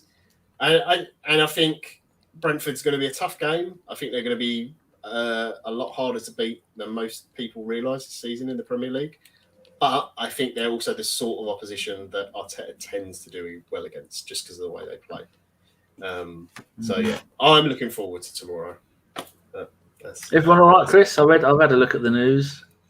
Yeah. I just wanted to check on my nearest and dearest because one person that's quite close to me doesn't live far from where it's all occurred. So yeah, she's fine. So, I don't want to go kind of all soppy and shit. But I hope if anybody is watching this who's in and around that area of where I live tonight is safe and well, because that sounds pretty bloody horrific. The sort of thing that just doesn't happen in the place well, where initial reports are always massively out, go over the top with the numbers, don't they? Oh yeah. It's the video I've seen doesn't look good at all, and to my witness reports. But we'll keep it Arsenal. But I'm good, and I just tweeted and said anybody who asked after me, that's very kind of you. So I'm genuinely touched by that. But I'm fine. I'm with you guys. So let's carry on.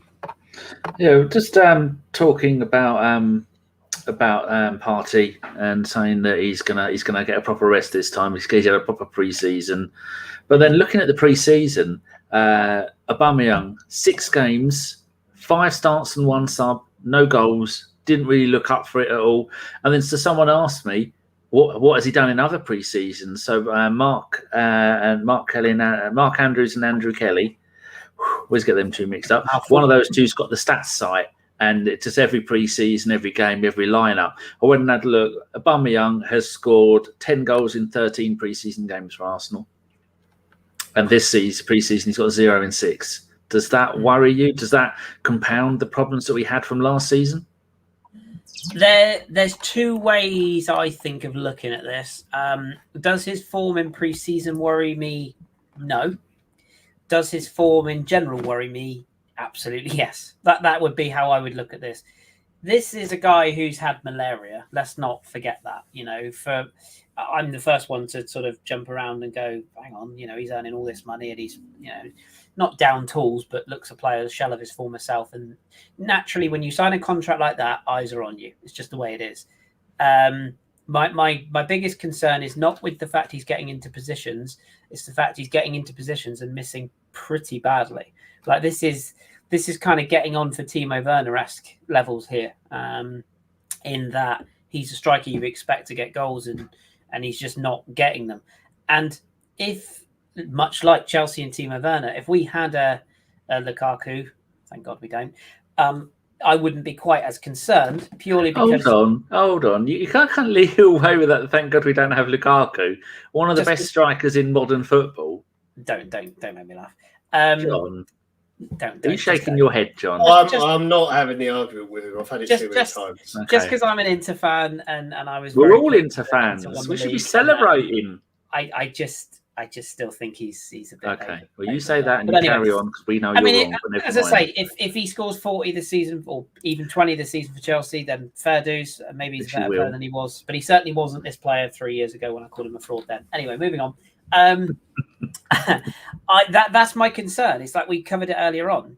Again, I love Lacazette. I would quite happily do inappropriate things to his groin if he had a groin injury. But that's an image for you, boys and girls. But he's a player who's aging. He's a player who is naturally in decline. He is going to pick up injuries, and again, his talent, his ability, his skill set is a penalty box poacher, goal scorer, link man, and a player who thrives with a Nabil Fekir behind him, a Mesut Ozil behind him. Now that doesn't mean he can't thrive with a Martin Odegaard or an Emile Smith-Rowe behind him. Of course it doesn't.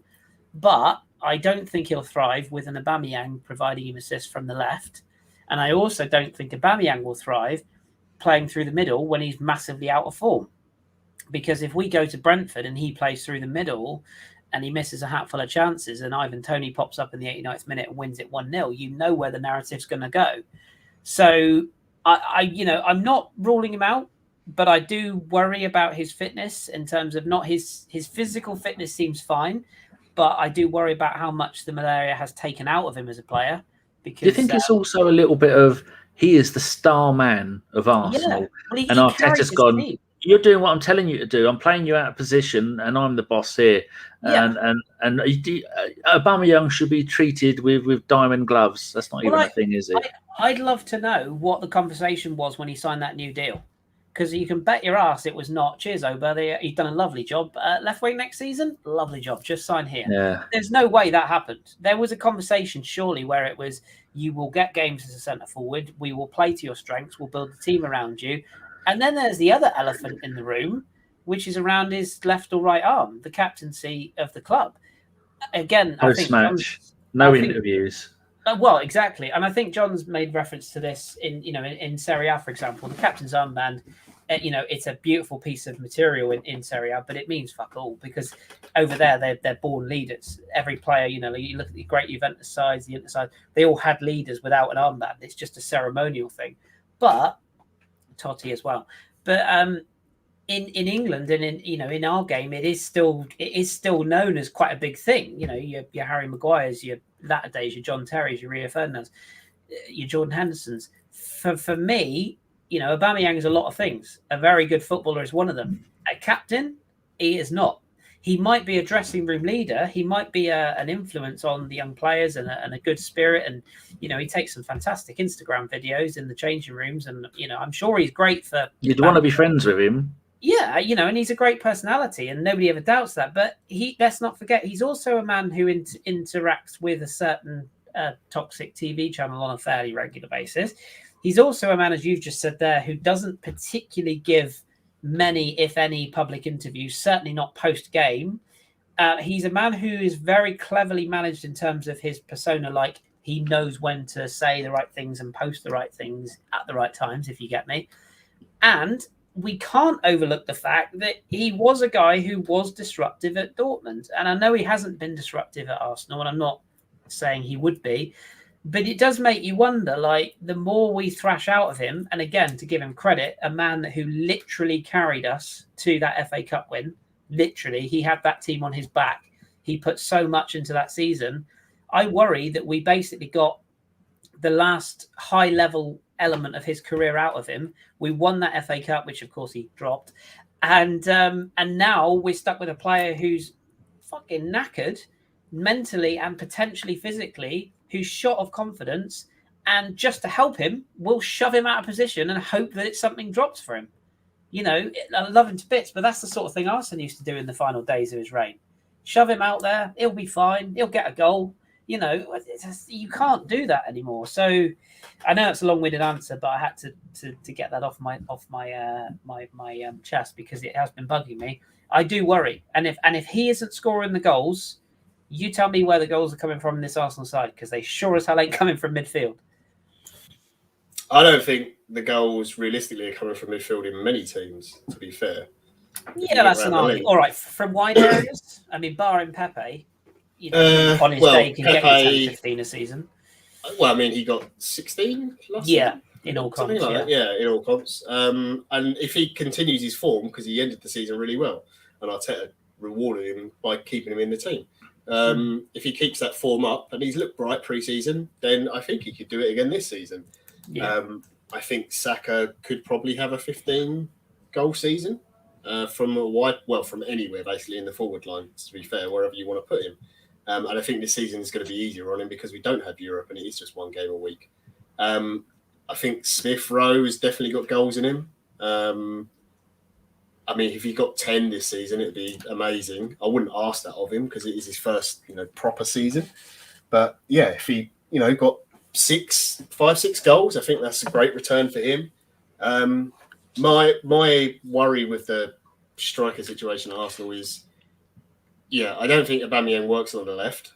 I think Arteta is fully aware of that. He'd want to play him through the middle, but I don't think he can do the things that Lacazette does.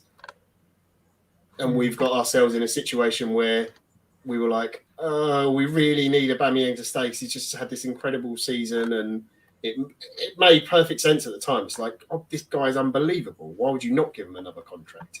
Makes perfect sense. But he so outperformed all his numbers. Like, I know not everyone's into stats and stuff, but his XG, he was like outperforming every single stat. He should not have got the number of goals and scored from the positions he did in that season. It was like off the charts. He's never had a season like it.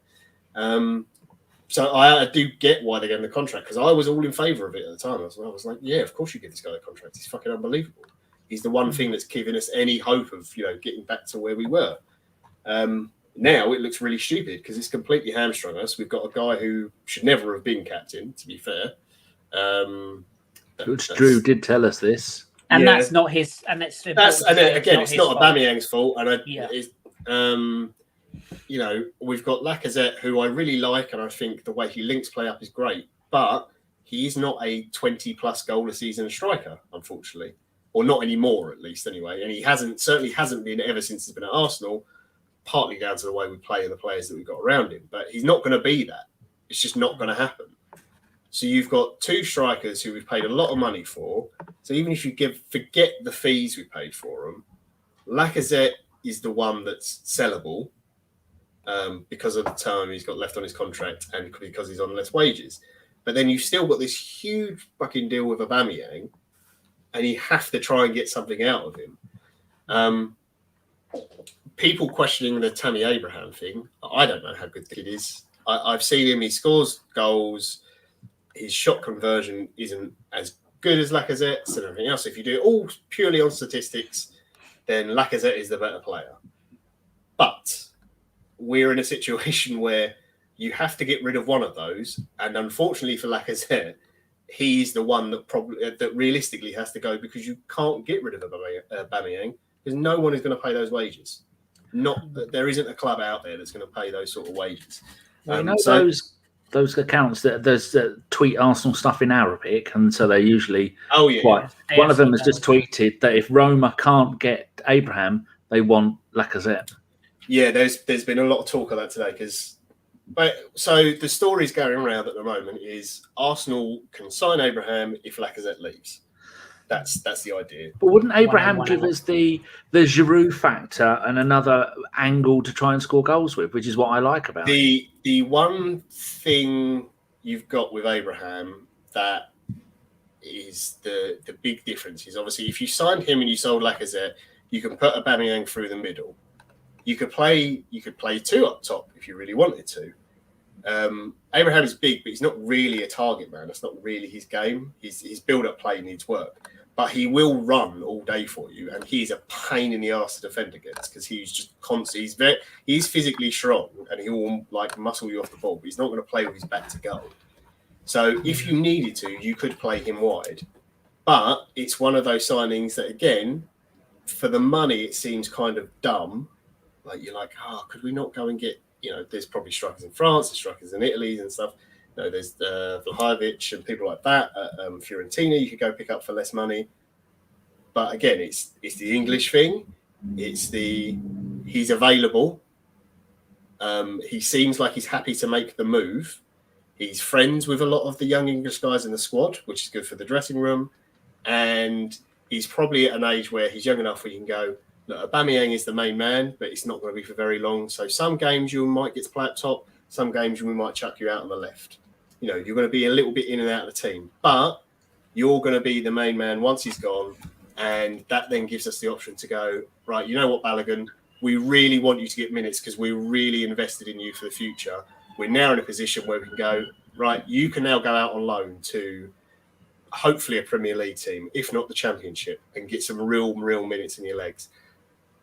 It's not an exciting deal for a lot of people, and I understand that, but it makes sense. So if we could shift Lacazette, and I'll be sad to see him go, and I've given him stick for a long time, but the way he plays with Smith Rowe and Ødegaard and those sort of players, I've really enjoyed watching. And I would rather have him in the team than Aubameyang. But the contract situation means that we can't do that. We cannot do it. Do you think he's sadly the one that has to get sacrificed?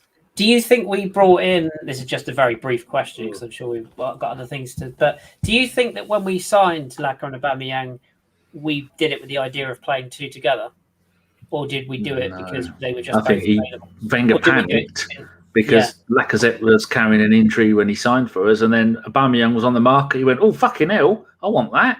I think Aubameyang was a chance signing. Was like he was offered, and it was like, oh well, we can't not. Good to turn down. Yeah, and that whereas Lacazette, and I feel like we bought Lacazette with the idea that he'd be our main man, and then we saw the opportunity with Aubameyang, and we saw the commercial element as well, and probably thought, oh, this is a good deal for that money. And that was a you've been given a chance to sign a player of this quality. Yeah, and if we all there on the table, and if we could have had our time again, and again, this is like nothing to slander Aubameyang. I'm not doing that. I'm just sort of, if you could have had your time again, and you could have knocked on Dortmund's door. Imagine if you'd have got Alexander Isak for like 5 million, as you could have done. Imagine how good he'd have been now.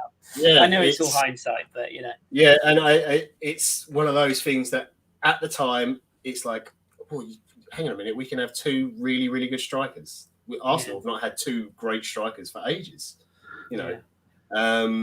So you're not going to turn it down. But unfortunately now we're in a position where I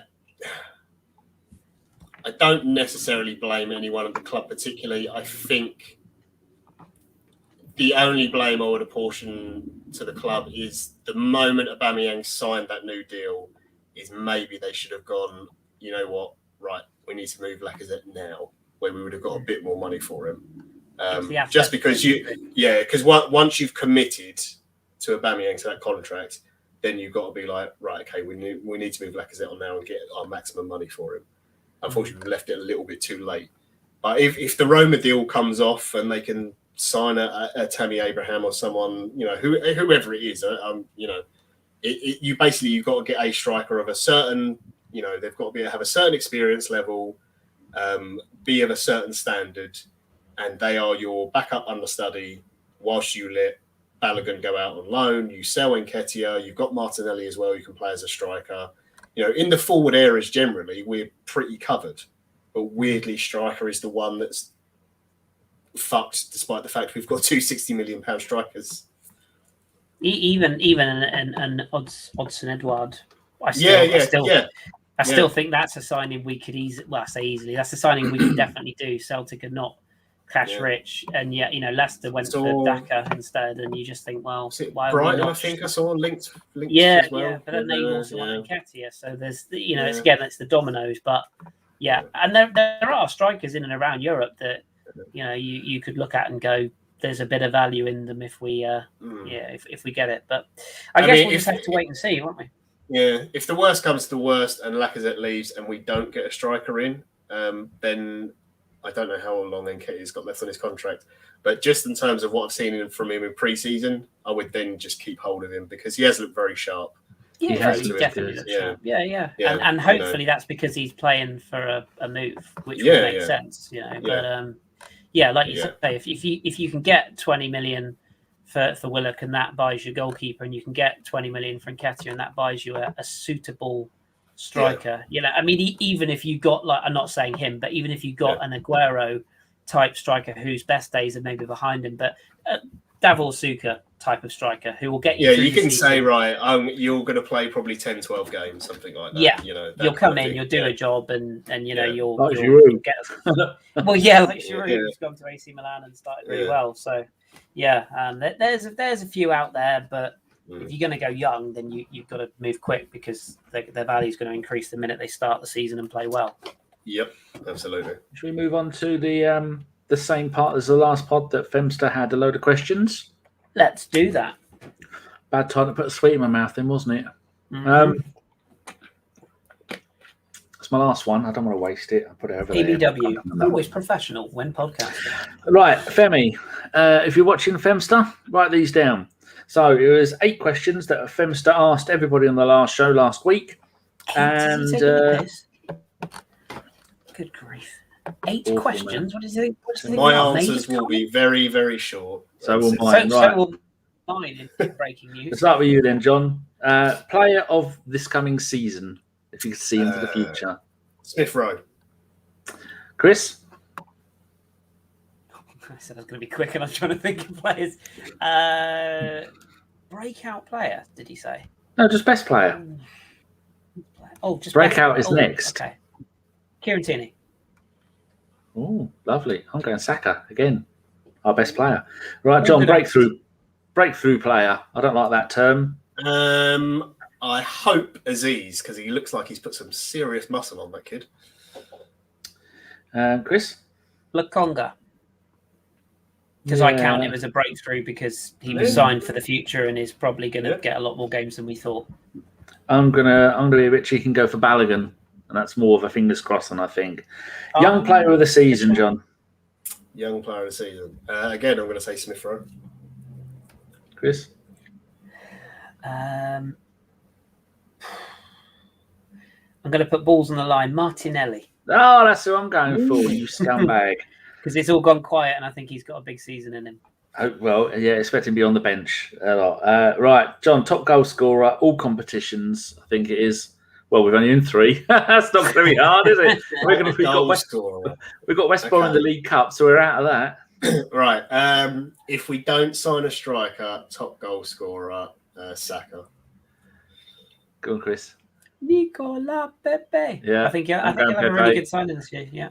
Yeah, it's only taken him 3 years, but he's finally pulled his finger out. John, here we go. Our final position. Oh, I think my optimistic head says 5th, but I'll hedge my bets and I'm gonna say 6th. Chris, I'm gonna upset a lot of people here. I know it. 8th. I'm gonna go bet 8. Bet nah. Wrong one, but I'm going 8.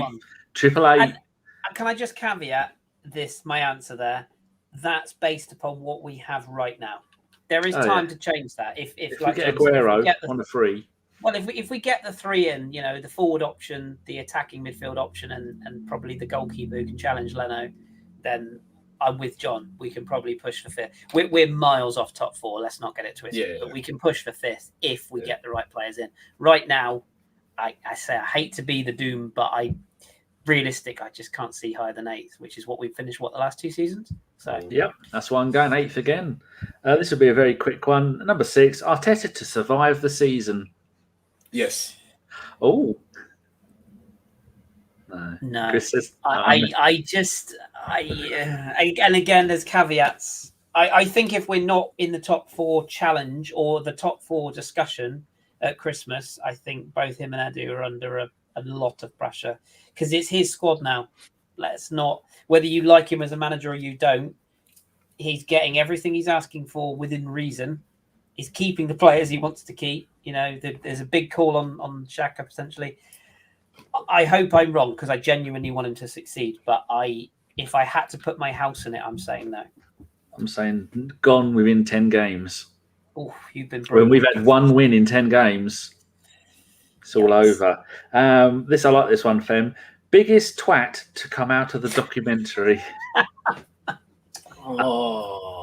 got a great answer for this. Biggest twat to come out of the documentary. I've got 2. So one's a player and one's a non-player. So Josh Kroenke. You didn't go with the same as me. Good. Okay. And then as a player, who's the biggest twat?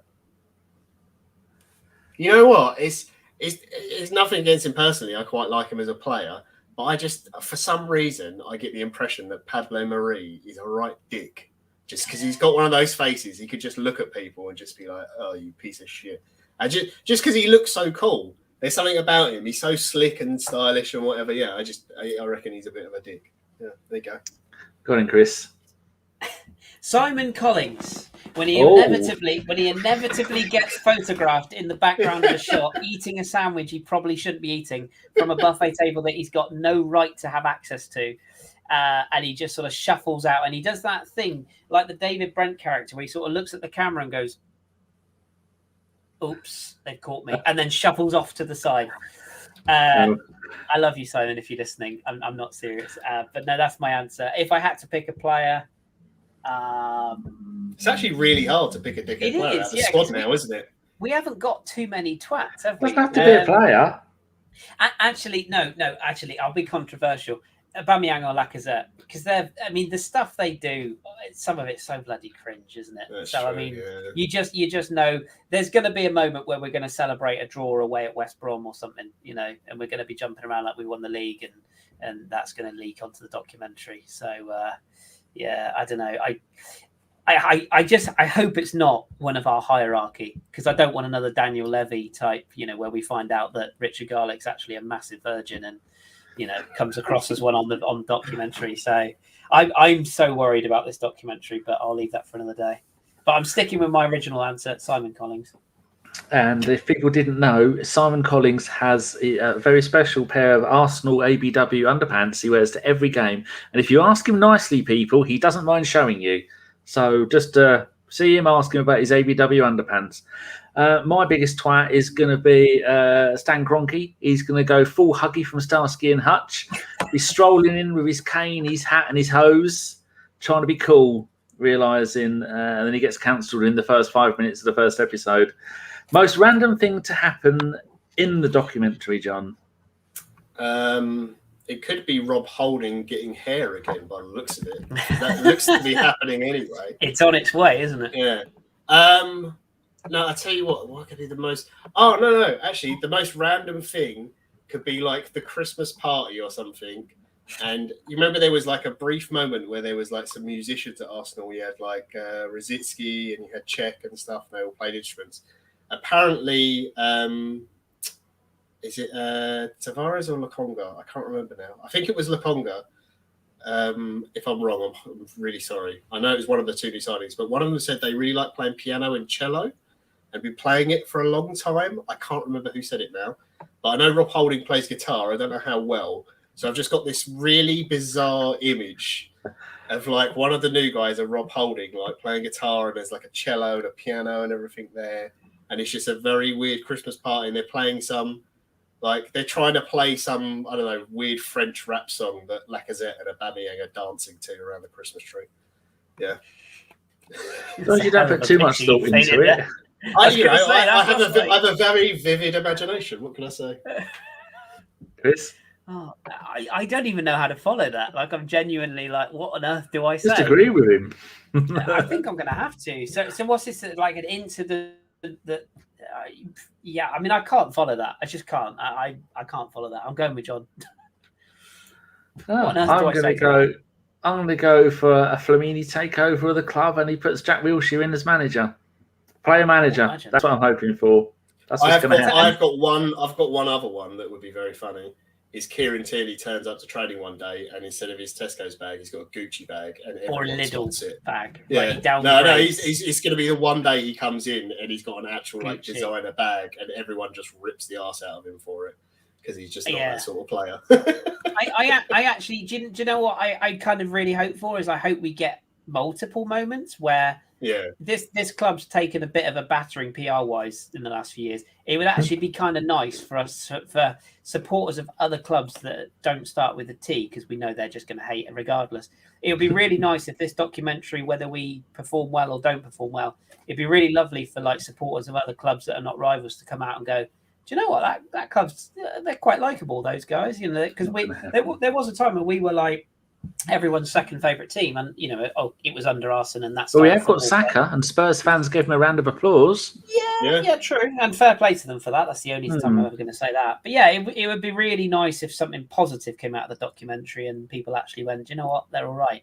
And if you haven't seen it, watch the video on Instagram of Tierney, Holding, and Ben White tonight, where they're talking about the away kit, and they're doing like it's all designed around this whole, because they're changing the Sweet Caroline, thank God, song for when we win, aren't they? They've put it out to this cryptocurrency where you get to vote for the news, and those three do a video on Instagram, and they all come across as genuinely likable blokes.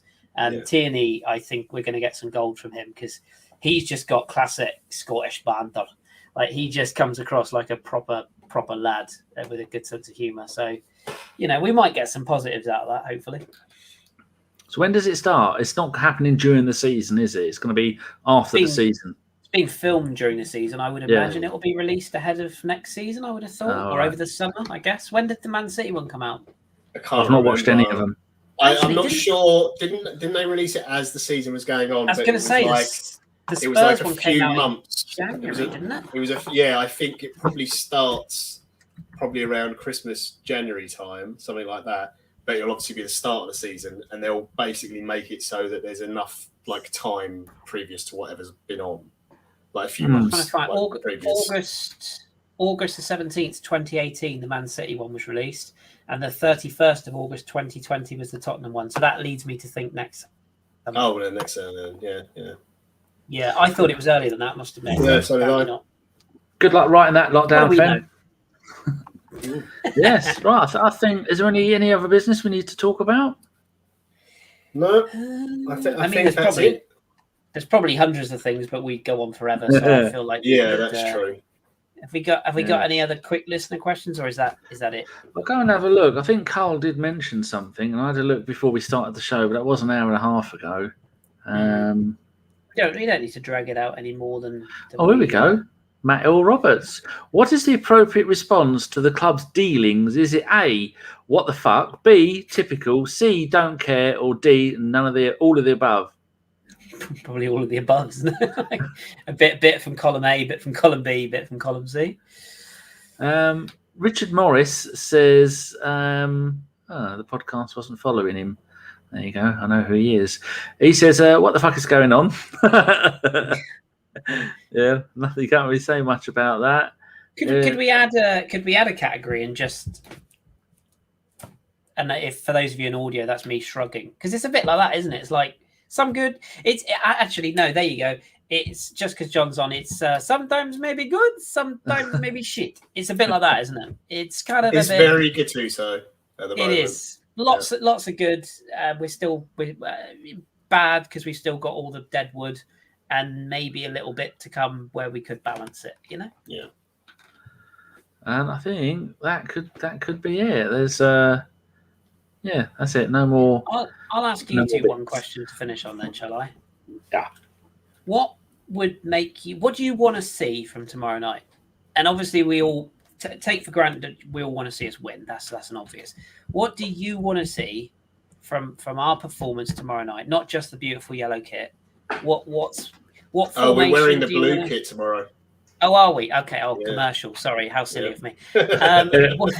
What do you like? What sort of? I know the answer. formation or Free-flowing, attacking football, utilising the ability that every one of our players has to their maximum. Wenger days that Arteta was there for. Make the most of it. Don't play defensive football. We have got some amazing attacking players, and people will be scared of them. And use players in the right positions. Stop trying to convert Aubameyang into a winger. It's not working. Yeah, basically the same as Danny. I want to see Ben White bringing the ball out, progressing it up the pitch, carrying it 20 yards, 30 yards at a time, or spraying it out to the left, picking out Tierney with those wide-ranging passes. I hope Lokonga starts. I'd really like to see that. I'd like to see him play some more of those through balls, sort of dink balls to Pepe and Smith Rowe for those kind of runs. I'd love to see Aubameyang score a goal. That would be amazing. I just want to see the tempo of the passing be decent. Don't be afraid to lose possession or lose the game. Well, Stop playing Emery ball. You've just taken my answer, because that's what I was going to say. I want to see the reins off. I want to see Arteta stood on the sideline, Windy Millering his dick, going, "Go on, boys, fucking do what the fuck you want." Like one more. Yeah, just literally just tugging away on himself, going, "Go on, boys." Like not literally, because he'd probably get arrested. But yeah, no, I just want to. Is that going to happen though? Well, I mean, probably not. But I reserve judgment. I'm skeptical of his management. As I said earlier, I'm not going to hide behind that. I'm going to stick with it. But I want to be wrong. I want to be that guy that everyone's tweeting in May, going, "You're an idiot. I told you he was going to come good." Like, I want to be that guy. I want to be the guy to say I doubted him, but he got his business done and he performed. Because to me, don't get me wrong, I would quite happily take a title or a cup win with us shithousing our way all the way through every game and winning it. Don't get me wrong, because that's what we did to win the FA Cup. But I'd love to see, like I said, the Amazon thing. I'd love to see us become a club that everyone sort of goes, "Do you know what? They're a little bit, they're a little bit Marseille. They're all over the shop. They concede loads, but damn, they're entertaining. They're good to watch, and they're a fun club." And I just want to be proud of watching us again, and and just be, "Oh, you're not entertained," but just take just let go a bit, Mikel. Just take the handbrake off, to use an arsonism, and just give those players a bit of a creative license. And if you aren't going to do that, don't buy Martin Odegaard, because it won't work. Go and buy a structured midfielder, because you have, if you're going to play the way you're going to play, you have to give a couple of players a license, like a Pepe. He's going to lose the ball 10 times a game. He is. But you see him when he's full of confidence. He's a magnificent player. He might win you a game and lose the ball 10 times. I'm quite happy with that. The opposition are scared of him. Yeah. Alexis Sanchez is a prime example. He gave the ball away too much, in fairness. But how many fucking games did he win for us? Just by trying something. How entertaining was it? And by breaking the lines and by taking a chance. And as I say, he was very indisciplined. And John will tell you, he's the same at Inter and everywhere else he's been. But he was a genuinely exciting transitional signing, and he brought the best out of players around him, because he was a bit, off the chain. Arshavin, another one, until he found the pies. So yeah, and that's that. I've gone on again, but I just want to sit there tomorrow. I want to enjoy it. I'd love to see us learn how to defend corners. That would be great. And I just want to see a performance where, whatever the result is, we can come out of it and go, "Do you know what? Fair play." And I want to see Lokonga in that team as well. Yeah, sounds good. I think that's the end of the show now. This is our last podcast of our 8th season. The next podcast will be after the Brentford game. I don't know when, probably Tuesday, Wednesday, Thursdays. A few of us have got other stuff going on with other podcasts, because we're only doing one show a week at the moment, because Arsenal have quite frankly broken us. They've killed our love of football. Yeah, we can't be arsed. It's too much hassle. None of you are worth the object. We're going back to the way we used to do it. One podcast a week, not live, but with video this time. So thank you very much to everybody who's listened over the last 8 seasons. I think we're up to about 4.6 million views on all platforms, which is I think that's quite a decent number. And we will be back for next season. The only two people that are new ones is Jock and James from Goonosphere have said they put their name in the hats and they're now part of it. But Jock is a very busy man, scribbling and writing books and looking after kids. So I think we've now got 13 people in the WhatsApp group. And so we might be able to get you one podcast a week if we can arrange it. But Ellis won't bother because Ellis is a shitbag. I mean, fuck Ellis. Yeah, fuck Ellis. That's all I've got to say. Anything else, John, before Kris ends the show? Yeah, mine's really random. If you like craft work and deathcore metal, what could be better than a German band that mixes them together? So check out a band called We Butter the Bread with Butter. It's very weird, but I love it. There you go. I have done many shows in my time. That is by far the most niche shout out I have ever heard, and I like it. I respect it. I'm all about that life. Happy to be back. Yeah, absolutely. Whenever anybody says butter, I think of Dom and his Hide the Turd game. Oh God, yeah. And he'll be back at some point, by the way. I will get him on one of my shows. No, mine's it's not really a shout out, really. It's just kind of a collective. As Danny said, thank you to all of you loyal listeners who stuck with us. Like, we've changed schedules, we've changed shows, we've changed faces, we've changed names in my case. We've changed a lot of stuff, but you guys and girls stick with us. And you know, I know that people have their favorites. A guy tweeted me the other day and said, I missed the old you. I was like, well, sorry about that. Arsenal have broken me. But you know, it's genuinely humbling to see. You know, we'd be happy with 100 downloads. When you see the figures that Danny's just read out there, that is pretty bloody mental. So thank you to all of you guys, and to everybody who's tweeted me this evening in light of those events. That's genuinely touching. And yeah, just here's to the new season. You know, we're in a bit of a rough spot. There's, you know, not too many expectations from us all. Let's sit back, enjoy the rides. We'll all fork out £100 for a shirt. Yeah, yay. And, you know, we'll go again. So my thanks to John. My thanks to Danny. Good to have you back, John. And Danny, you've got to be here. Thanks very much. It's a pleasure to be back, despite feeling like shit, but you know, Bukayo and his unicorn cheer me up, so it's fine. There you go, unicorns for the win.